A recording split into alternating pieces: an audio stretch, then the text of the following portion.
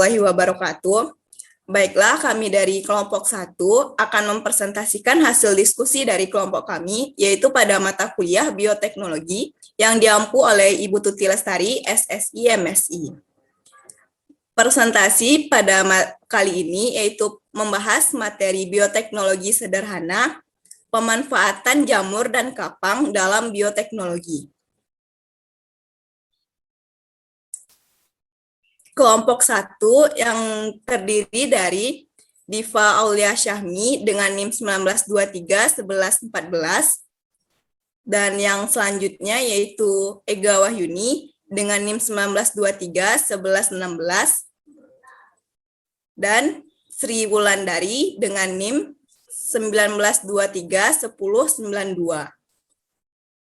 Baiklah, pada presentasi kali ini, kelompok 1 akan membahas 2 materi. Materi yang pertama yaitu pemanfaatan jamur dalam bioteknologi, dan materi yang kedua yaitu pemanfaatan kapang dalam bioteknologi.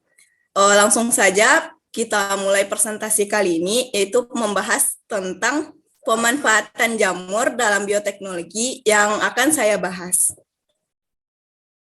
Bioteknologi sederhana.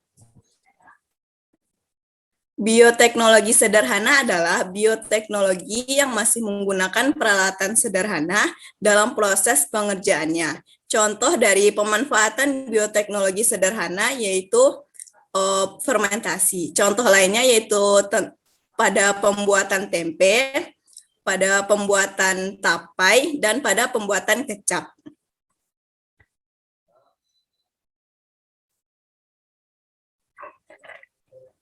Pemanfaatan jamur dalam bioteknologi. Yang pertama yaitu pemanfaatan jamur dalam pembuatan tempe. Tempe merupakan makanan yang terbuat dari kedelai dengan bantuan jamur Rhizopus sp. Selanjutnya yaitu jamur Rhizopus sp merupakan salah satu jenis dari jamur Zygomicota.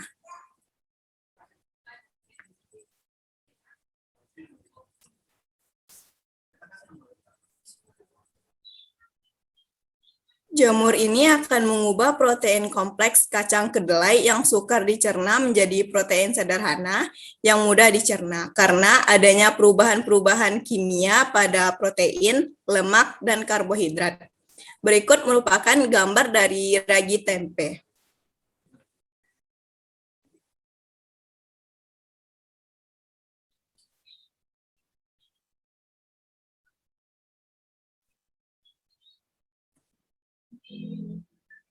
Yang selanjutnya yaitu proses pembuatan tempe. Proses pembuatan tempe yang pertama yaitu dengan penyortiran. Tempe disortir terlebih dahulu, kemudian pencucian biji kedelai.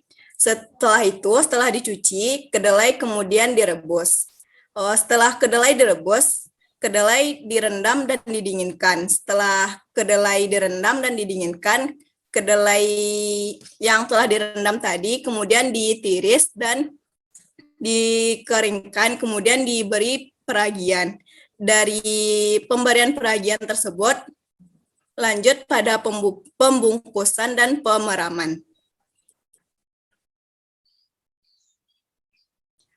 Baiklah, materi pembuatan tapai yang akan dipresentasikan oleh Diva Aulia Syahmi. Kepada Diva, saya persilahkan.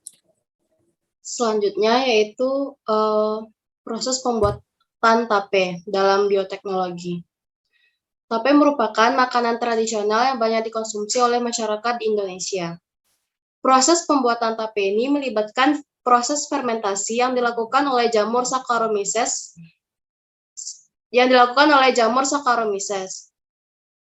Jamur ini memiliki kemampuan dalam mengubah karbohidrat yaitu fruktosa dan glukosa menjadi alkohol dan karbon dioksida. Ragi tape ini dalam starter berfungsi sebagai starter untuk pembuatan tape. Ini adalah gambar dari ragi tape tersebut. Selanjutnya yaitu proses pembuatan tape. Yang pertama, singkong dipotong-potong dengan ukuran sedang, dikupas dan dicuci bersih. Lalu dikukus sebentar hingga empuk, kemudian angkat dan didinginkan.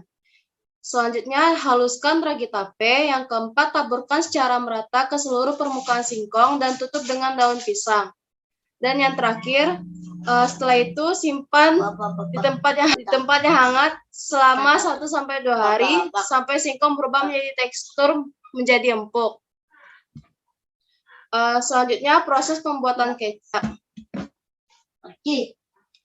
Fermentasi pada proses pembuatan kecap dengan menggunakan jamur Aspergillus wenti dan Rhizopus sp. Ini merupakan contoh dari jamur Aspergillus wenti dan sebelahnya yaitu Rhizopus sp. Proses pembuatan kecap. Yang pertama, mencuci kedelai dan merendamnya dalam air selama 1 malam. Yang kedua, beri jamur tempe pada kedelai yang didinginkan, aduk hingga rata dan simpan pada suhu ruang yaitu 25-30 derajat Celcius selama 3-5 hari. Setelah kedelai ditumbuhi jamur yang berwarna putih merata, tambahkan larutan garam. Tempatkan dalam satu wadah dan biarkan selama 3-4 minggu pada suhu kamar yaitu 25-30 derajat Celcius. Batas maksimum proses penggaraman yaitu adalah 2 bulan. Selanjutnya, segera tuangkan air bersih, masak hingga mendidih lalu saring. Dan yang terakhir, masukkan kembali hasil saringan, tambah gula dan bumbu-bumbu, disangrai terlebih dahulu, kemudian digiling halus dan dicampur hingga rata.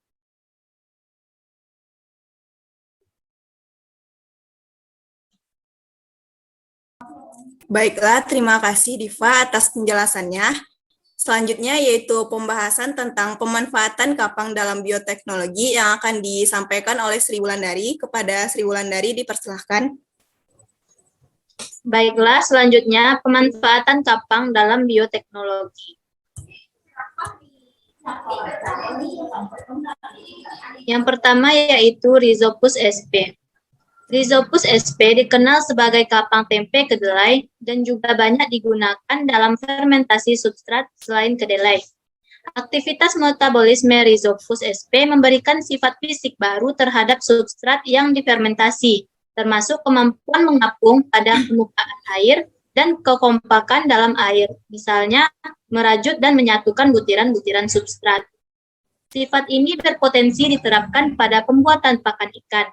Rhizopus sp digunakan sebagai pengapung hayati pada pakan ikan melalui fermentasi padat, di mana pakan ikan tenggelam komersial digunakan sebagai substrat. Pakan fermentasi dihasilkan lalu dikeringkan di dalam oven dan diuji untuk mengetahui kualitas fisiknya. Berikut adalah gambaran dari bentuk Rhizopus sp tersebut. Selanjutnya, yaitu Aspergillus niger. Aspergillus niger adalah kapang yang paling sering digunakan dalam industri pangan. Seperti jenis kapang lainnya, pembentukan spora A. niger akan menghasilkan debu berwarna hitam yang akan bermasalah jika sampai masuk ke dalam pencernaan. Tetapi jika dibandingkan dengan spesies lain, belum dikategorikan berbahaya. Aspergillus niger juga menjadi kapang yang mampu menghasilkan enzim lipase, suatu enzim yang mampu menghidrolisis trigliserida menjadi asam lemak dan gliserol, sehingga membantu industri pangan dalam memproduksi pangan berenergi rendah dan juga untuk produksi obat. Berikut merupakan gambaran dari bentuk Aspergillus niger. Dan kemudian selanjutnya terdapat penicillium yang merupakan banyak digunakan dalam industri dan kesehatan untuk memproduksi antibiotik. Kemudian selanjutnya yaitu Neospora, yang merupakan Neospora ini digunakan pada pembuatan oncom merah. Dan berikut adalah gambar dari Penicillium dan Neospora.